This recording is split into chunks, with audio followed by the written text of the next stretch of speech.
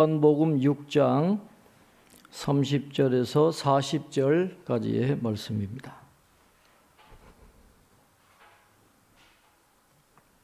요한복음 6장 30절부터 40절까지 저와 여러분 한 절씩 교독하겠습니다. 그들이 묻되 그러면 우리가 보고 당신을 믿도록 행하시는 표적이 무엇이니까? 하시는 일이 무엇이니까?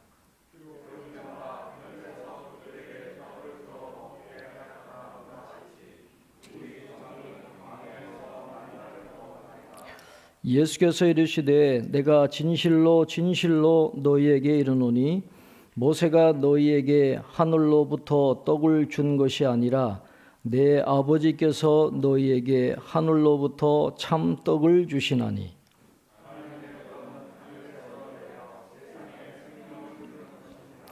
그들이 이르되 주여 이 떡을 항상 우리에게 주소서.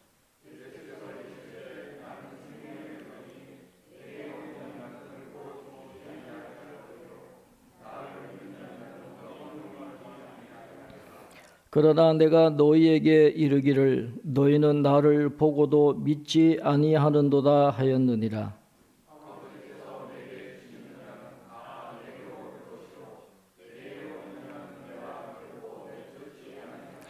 내가 하늘에서 내려온 것은 내 뜻을 행하려 함이 아니요 나를 보내신 이의 뜻을 행하려 함이니라.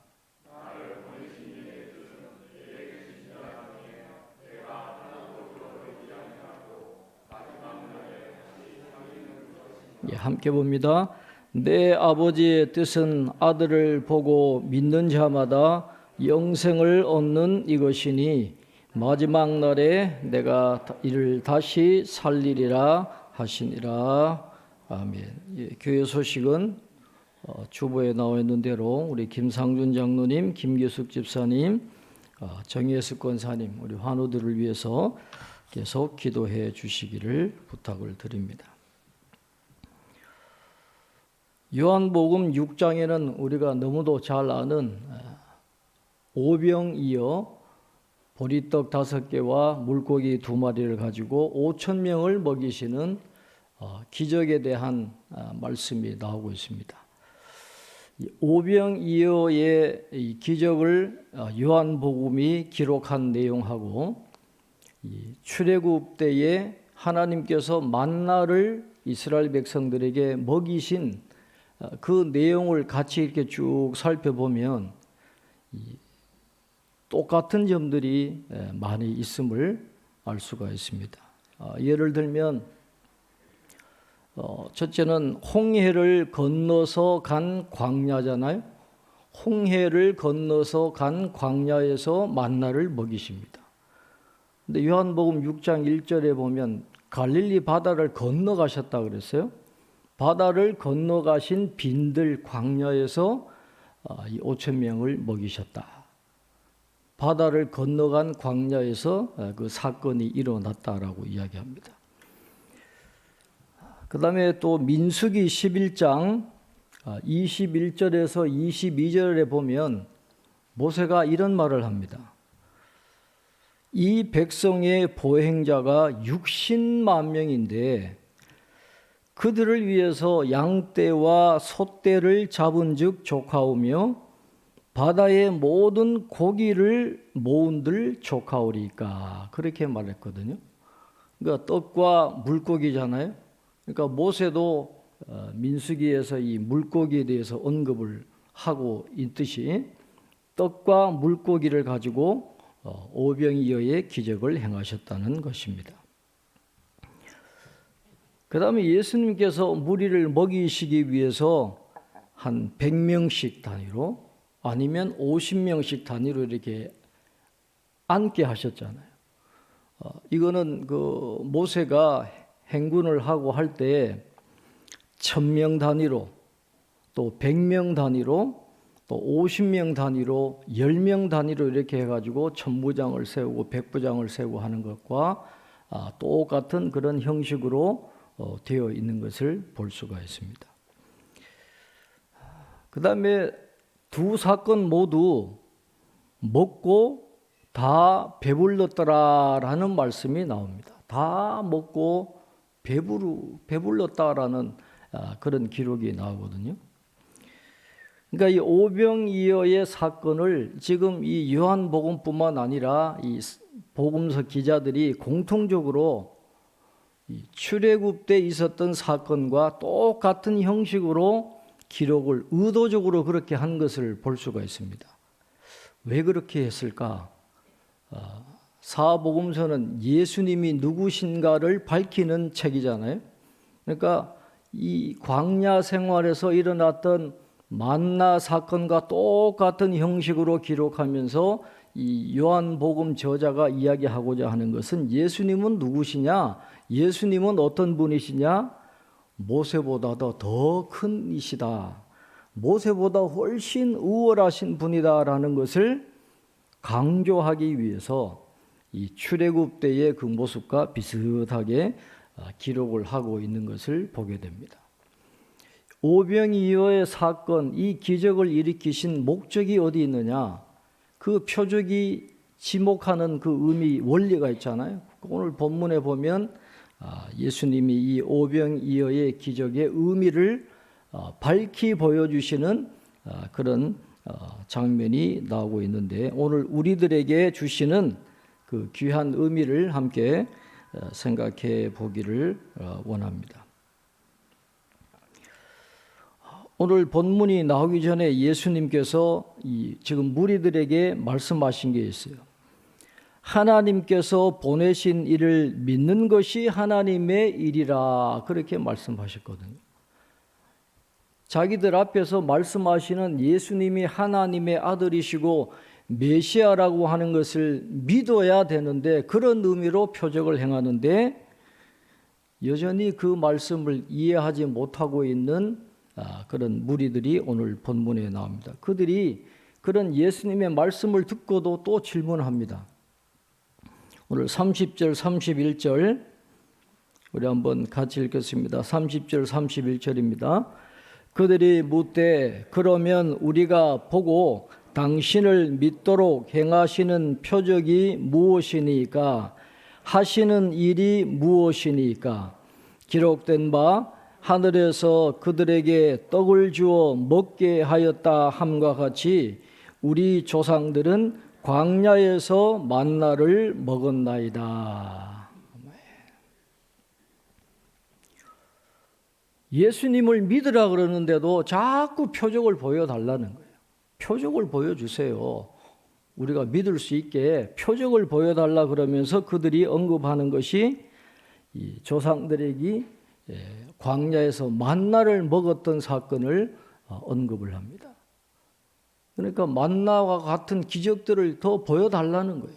계속 보여주면 우리가 믿겠다는 건데, 예수님의 말씀의 그 의미를 전혀 이해하지 못하고 계속해서 표적을 구하는데, 무리들이 그 표적을 이야기하면서 광야의 만나를 언급했다라는 게 이게 굉장히 중요합니다.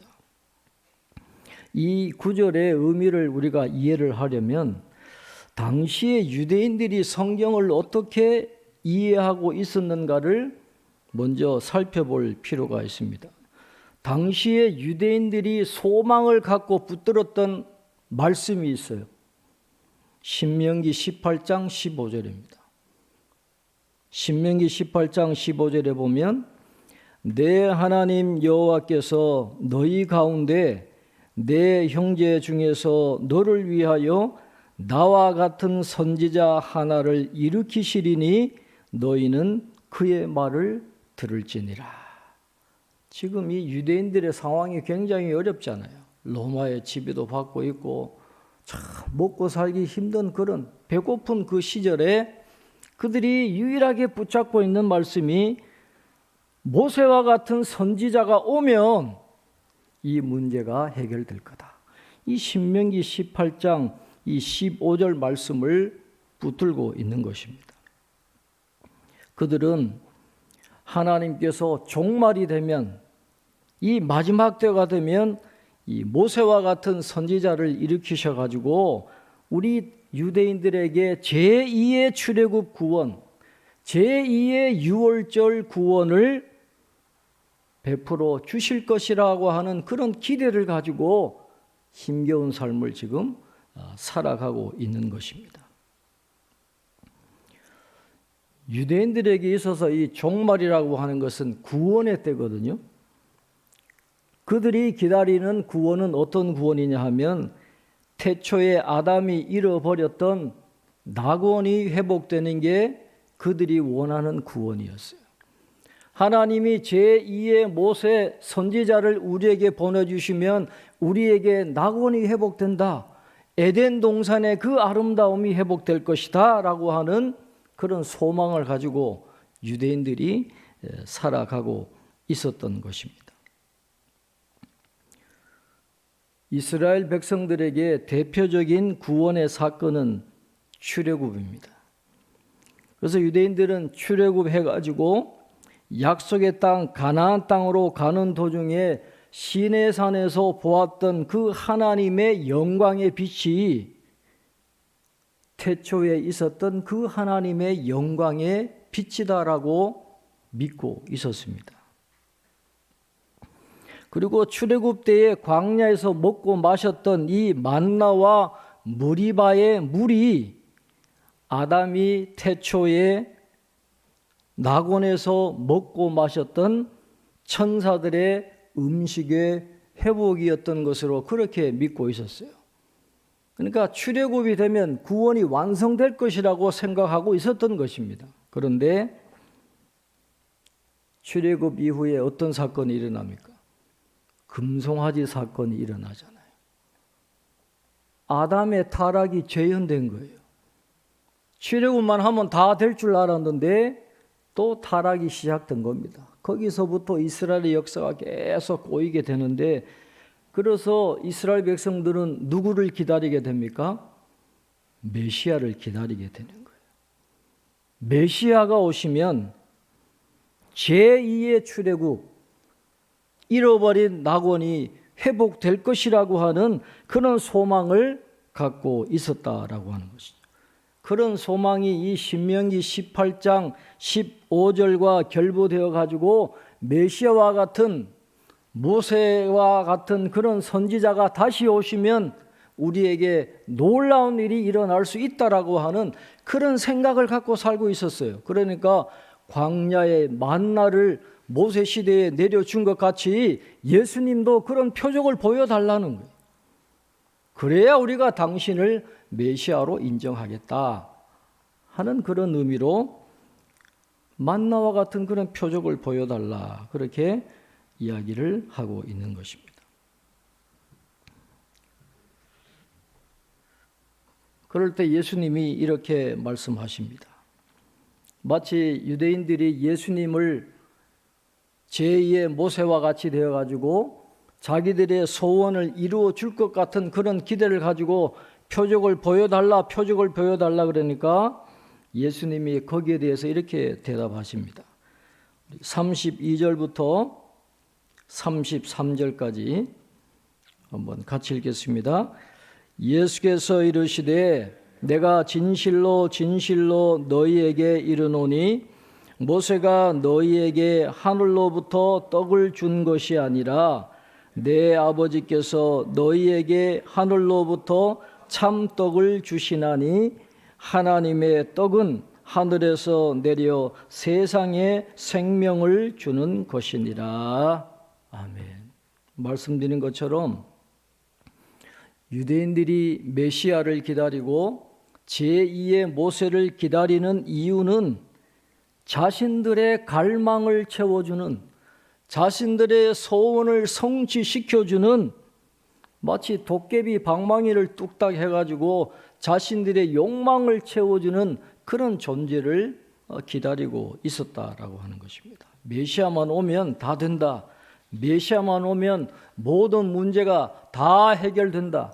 로마로부터 정치적인 해방이 이루어질 것이고 지금 먹을 것이 없어서 굶주리고 있지만 메시아가 오면 경제적인 풍요가 이루어지고 정의가 회복되고 평화가 이루어지고 놀라운 축복이 이루어질 것이라고 하는 이런 세상적인 관점과 물질적인 관점에서 메시아를 기다리는 그들에게 예수님이 말씀하시는 거예요. 나는 그런 메시아가 아니다라는 거예요.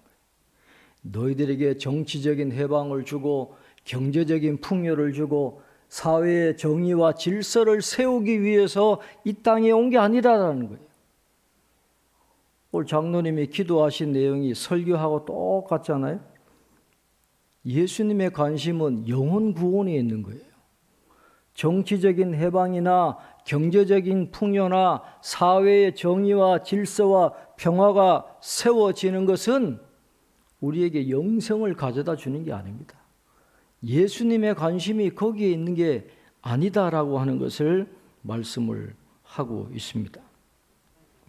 예수님이 그들에게 분명히 말씀하셨어요. 모세가 만나를 내린 적이 없다는 거죠. 모세가 만나를 준 것이 아니고 그 만나 자체도 세상에 생명을 주는 하늘로부터 오는 참된 떡, 하나님의 떡과는 본질적으로 다르다라는 걸 이야기하는 것입니다. 만나를 먹은 사람도 다 죽었지 않느냐라는 거예요. 만나 자체가 중요한 게 아니에요. 세상의 떡이 중요한 게 아니에요. 그들의 소원을 성취시켜주는 그 자체가 중요한 것이 아니다라고 하는 것을 지금 예수님이 말씀을 하고 있는 것입니다. 여러분, 하늘에 가본 사람이 누가 있겠습니까? 천국에 가본 사람이 누가 있어요? 예수님밖에는 없어요. 천국이 어떤 곳인지, 하나님이 어떤 분이신지, 앞으로 우리가 들어갈 천국에서 우리가 무엇을 보고 무엇을 누리고 무엇을 할 건지 아는 분은 예수님밖에 없다라고 하는 것입니다. 우리가 여행을 가면 그 여행지를 대표하는 기념품을 사갖고 와가지고 선물을 하잖아요. 예수님이 하늘에서 우리에게 내려오셔서 하늘의 기념품을 우리에게 주셨다라고 하는 것입니다. 하늘로부터 선물을 갖고 오셨어요. 그게 바로 하늘로부터 온 참떡, 세상에 생명을 주는 그 참된 떡을 기념품으로 갖고 오셨다라는 거예요. 모세가 내려준 만나가 아니라 예수님 자신이 하늘로부터 온 생명의 떡이고 세상에 생명을 주는 참된 떡이다라고 말씀을 하는 것입니다. 그래서 예수님을 믿게 되면 하늘로부터 새 생명이 우리에게 주어지게 되는 것입니다. 예수님이 가져오는 구원은 위로부터 오는 것이고 하늘의 영적인 생명이에요. 정치적인 해방이나 경제적인 풍요나 그런 게 아니다라는 것입니다. 요즘으로 이야기하면 번영신학이죠. 예수 믿으면 무조건 잘 된다, 잘 된다. 왜 부자가 못 됐느냐? 예수 잘못 믿어서 그렇다라는 거예요. 그게 번영신학입니다. 미국의 대형 교회들도 이 번영신학 때문에 대형교회 된 교회들이 엄청나게 많아요. 몰려가는 거예요. 번영신학. 잘 된다, 잘 된다 그러니까. 그러나 조금만 위기가 오면 다 교회 떠나고 하나님 원망하고 그럴 거예요. 번영신학이 다가 아니다라는 것을 말씀해야 됩니다. 이 오병이어의 기적이 표적하는 것은 신적 생명을 가져오는 구원입니다. 세상에 어떤 잘 되는 그게 아니라 신적인 생명을 가져오는 구원을 가리키는 게 이 오병이어의 기적이 표적하는 거라는 거예요. 이 구원을 얻으면 본 어게인이 되는 거예요. 다시 태어나게 되는 것입니다. 완전히 변화가 되는 거예요.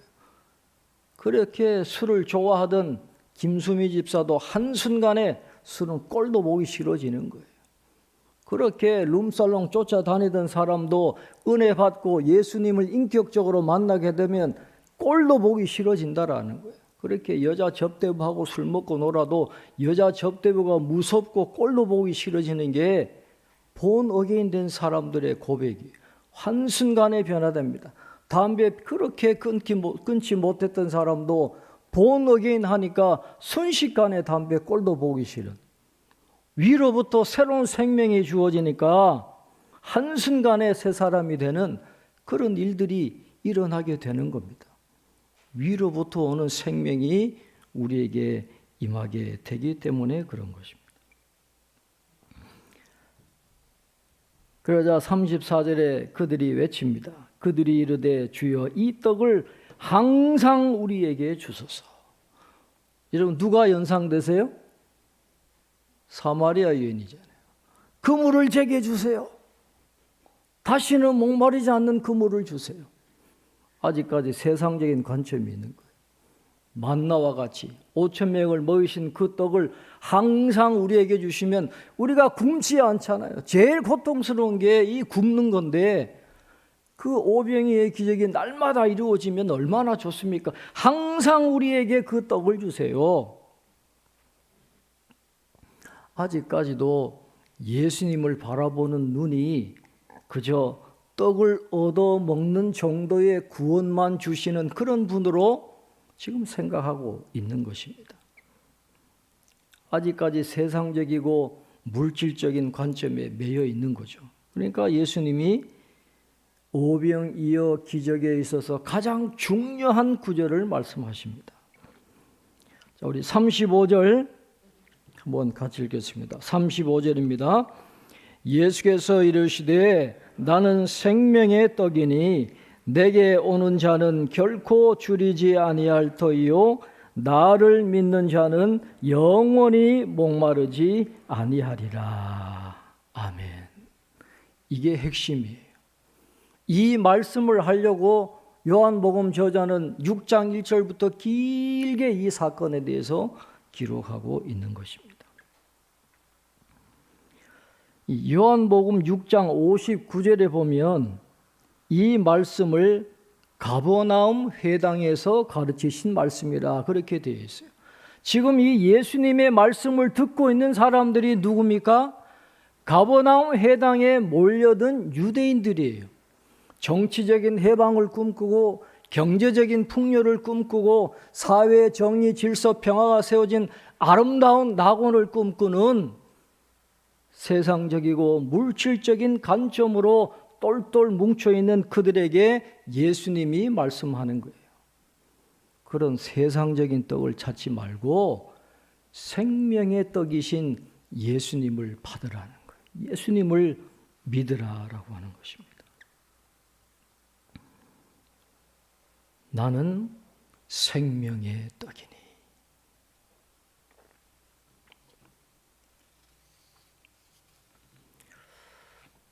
여러분, 사람이 왜 배고프고 목마른 상황에 빠지게 되었습니까?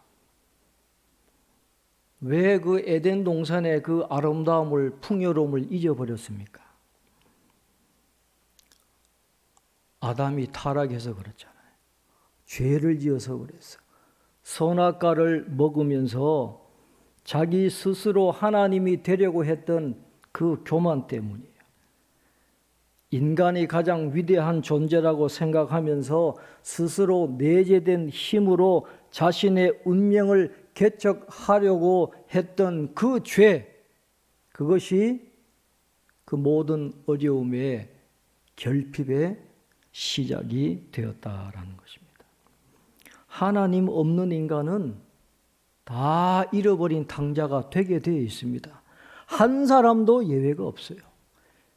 인간인 결핍에 빠질 수밖에 없습니다. 하나님을 떠나면 다 잃어버린 탕자가 되는 것입니다. 모든 자원을 탕진하고 그냥 죽음에 이르게 되는 게 우리 인간이에요.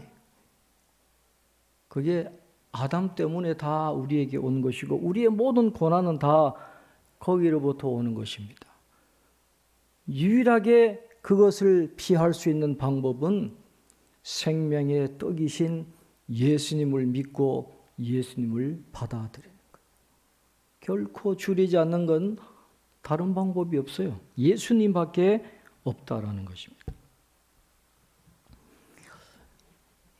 먹는 게 나왔으니까 여러분 최고의 라면이 뭔지 아세요? 최고의 라면,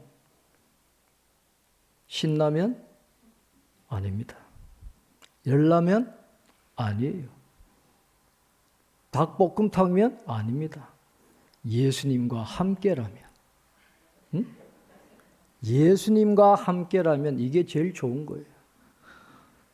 여러분 배고플 때 다른 거 찾지 말고 예수님과 함께라면 많이 드시기를 바랍니다. 그런데도 36절에 보시면 그러나 내가 너희에게 이르기를 너희는 나를 보고도 믿지 아니하는도다 하였느니라. 이 세상적인 가치관을 깨기가 그렇게 어렵습니다. 예수님이 바로 앞에서 표적을 보여주시고 그 표적이 의미하는 바를 예수님이 직접 말씀으로 가르쳐 주셔도 깨닫지를 못하는 거예요. 성령이 도와주지 않으면 못 깨달아요. 여러분 수많은 교수나 학자들이나 똑똑한 사람들이 왜 이단에 넘어가십니까? 왜 이단에 넘어갈까요? 영적인 눈이 가려져 있어서 그래요. 머리 똑똑하다고 분별하는 게 아니거든. 도대체 알아듣지를 못해요. 주님의 말씀을 이해를 못합니다. 그럼에도 불구하고 예수님은 이 말씀을 선포하시면서 그 중에서도 주님께로 올 자들이 있다라는 거예요. 하나님이 보내주시는 자를 구원할 것이고 하나님이 내게 주시는 자는 한 사람도 내가 잃어버리지 않을 것이다. 그 일을 위해서 지금 주님이 십자가의 길을 걸어가고 계신다라고 말씀을 합니다. 우리 37절부터 우리 40절까지 우리 한번 같이 읽겠습니다. 37절부터 40절입니다. 아버지께서 내게 주시는 자는 다 내게로 올 것이요 내게 오는 자는 내가 결코 내쫓지 아니하리라. 내가 하늘에서 내려온 것은 내 뜻을 행하려 함이 아니요 나를 보내신 이의 뜻을 행하려 함이니라. 나를 보내신 이의 뜻은 내게 주신 자 중에 내가 하나도 잃어버리지 아니하고 마지막 날에 다시 살리는 이것이니라. 내 아버지의 뜻은 아들을 보고 믿는 자마다 영생을 얻는 이것이니 마지막 날에 내가 이를 다시 살리리라 하시니라. 아멘. 예수님은 하나님의 뜻을 행하기 위해서 이 땅에 오셨습니다. 하나님의 뜻은 하나님이 구원하기로 예정하신 사람을 구원하는 거예요. 모두를 다 구원하는 게 하나님의 뜻이니까 그를 위해서 예수님이 일하십니다. 40절에 보면 내 아버지의 뜻은 아들을 보고 믿는 자마다 영생을 얻는 이것이니 마지막 날에 내가 이를 다시 살리리라 하시니라. 우린 죽어도 다시 살아납니다. 예수님을 믿으면 죽어도 육체적인 죽음을 경험해도 죽지 않아요. 다시 살아납니다. 영생을 얻었기 때문에 그렇습니다. 이 히브리어 문자적으로 영생이라고 하는 말은 오는 세상의 삶이에요. 오는 세상의 삶이라는 그런 뜻이 있습니다. 사탄이 우리에게 죄를 짓게 강요를 하고 죽음을 품삯으로 주는 이 세대, 이 세상의 삶이 아니라 하나님이 의와 생명으로 통치하는 오는 세대, 오는 세상의 삶이란 뜻이 영생이란 그런 뜻이에요. 이건 신적인 삶이요. 하나님의 부여하심에 참여하는 신적인 삶이 우리에게 주어지게 되는 것입니다. 오는 세상의 삶이라는 히브리어 표현을 헬라어로 번역하면 영생이 되는 거예요. 우리가 이 땅에서는 고난당하죠. 아담의 죄 때문에 우리가 계속 결핍된 상태로 살아갈 수밖에 없고 고난당할 수밖에 없습니다.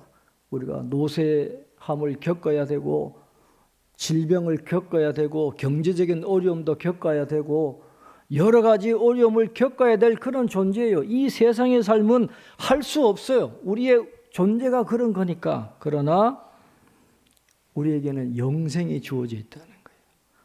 올 삶이 있다라는 것입니다. 죽음이 없습니다. 애통함이 없습니다. 눈물 흘릴 일이 없어요. 주님과 함께 영원히 살아갈 그 날이 우리에게 주어졌기 때문에 우리에게 가장 중요한 것이 뭐겠어요? 구원이죠. 영생이죠. 생명의 떡이 되시는 주님으로 인해서 결코 줄이지 않고 결코 목마르지 않는 그런 삶이 우리 모두에게 주어져 있다라고 하는 것입니다. 이 귀한 영생을 누가 주십니까? 주님밖에 없어요. 천하의 다른 이름으로는 구원 얻을 만한 이름을 우리에게 주신 적이 없습니다.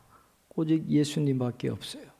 그 예수님이 우리의 생명이 떡이 되어 주신다라고 말씀해 주셨으니 그 주님의 떡을 먹고 영원한 삶에 동참하게 되는 저와 여러분 되시기를 주님의 이름으로 축원합니다. 기도하겠습니다. 하늘로부터 온 영생의 떡이 되시는 생명의 떡이 되시는 주님을 찬양합니다. 이 땅에 있는 동안 저희들은 고난 당할 수밖에 없고 어려움 당할 수밖에 없는 연약한 죄인이지만 하나님의 은혜로 구원하셔서 영생을 소유하게 하신 주님의 은혜를 감사합니다. 앞으로 오는 그 귀한 영적인 하나님의 부요함에 참여하는 삶을 우리가 기억하면서 현재 모든 고난들을 잘 이겨나갈 수 있는 저희들 되게 도와주시고 주님과 함께 영원히 함께 살아가는 은혜를 다 누릴 수 있는 저희들 될 수 있도록 축복해 주시옵소서. 썩을 양식을 위해서 일하지 말고 영원히 있는 양식을 위해서 수고하고 애쓰며 헌신하는 저희들 다 될 수 있도록 축복해 주시옵소서. 감사하고 예수님의 이름으로 기도하옵나이다. 아멘.